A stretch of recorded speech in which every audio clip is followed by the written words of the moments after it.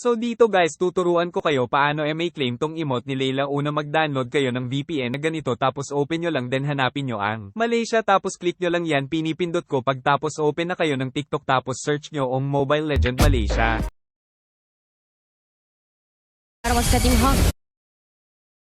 Tapos pagkatapos nyo ay search open nyo ang link sa bio tas sundan nyo lang ginagawa ko.